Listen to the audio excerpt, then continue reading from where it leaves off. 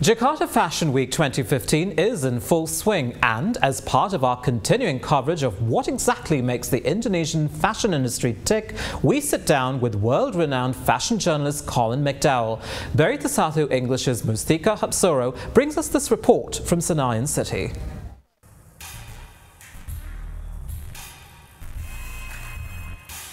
The Jakarta Fashion Week has attracted a large audience of spectators. Designers, models, fashion critics and fashionistas gather in one arena to witness the pinnacle of fashion in Indonesia.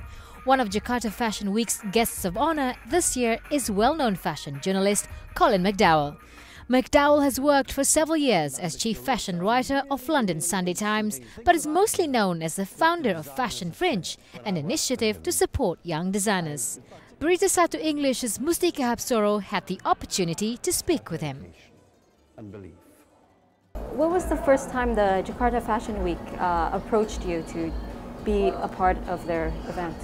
They approached me this year. Oh, the Femina group asked me if I would come over, and it happened to fit quite well because I was already doing Shanghai at the beginning of the month, and I thought, right, well, it'd be interesting to compare the two, you know. So I'm very pleased to be here.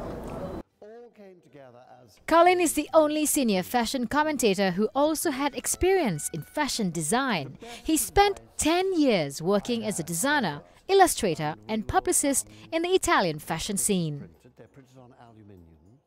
If you could share about you, for example, like how can you tell our viewers how you started in the fashion industry I as a fashion started journalist? quite by accident. And my girlfriend had a good job as a designer. She brought me a fashion magazine and she said, copy. I was always drawing. I loved drawing, and in fact I started my serious fashion life as an illustrator. She said, copy some of those photographs and I'll see what I can do. I didn't even know what she was planning to do. She got me a job very quickly. I had an interview with a designer. And so I worked as a designer for 8 years. I'm the only fashion journalist in the world who has actually worked as a designer as well. I know what goes on behind the scenes, and that's very important to me.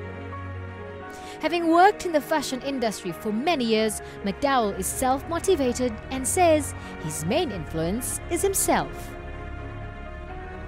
My influence, this sounds is myself. You know, I'm self-motivated. I drive myself.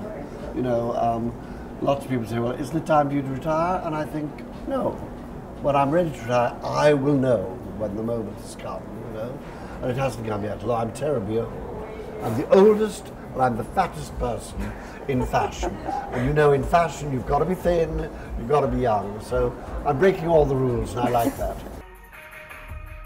McDowell is among fashion's elite who not only focuses on glitz and glamour, but is dedicated and committed to supporting young designers by guiding them to cement their career in fashion. So you've authored Fashion Fringe, I think, amongst... Yes, I introduced something called Fashion Fringe because I wanted to help young people focus on how to get into fashion. And it's been a very interesting experience. We did it for 10 years, I've stopped now, and we found some good designers. But what I found was really interesting was, I thought I'd worked it all out, but in fact what I realized designers needed was not to be told how to design, because they know that intrinsically. What they didn't know was how to run a business. So my great thing about Fashion Fringe that I'm most proud of is I introduced the idea of mentoring to the fashion world. That is taking people and teaching them how to run a business, how to deal with lawyers, how to deal with the law when you have the business, all of this. And this is what all of the designers who've been through my hands have said.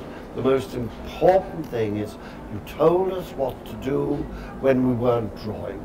Because they know how to draw. They know how to fit, they learn that at college, but they don't learn the rest, and the rest is terribly important if you're going to keep a big business, build up. But I would say to young designers here, don't try too hard to get into the West too early. It's a tough market, and you've got to be absolutely certain you're ready for it.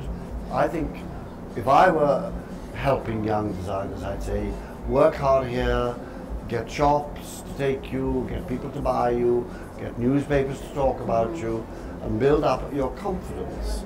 Because it's quite frightening to go into Paris and try to break into in my opinion, the city which still has the best designers in the world, you know. So there's this you have to consider. Are we feeling happy with it? McDowell is indeed an inspiration to us all, and with his presence at the city's premier fashion event, let's hope our designers can follow the legend's advice and take the country to the world stage.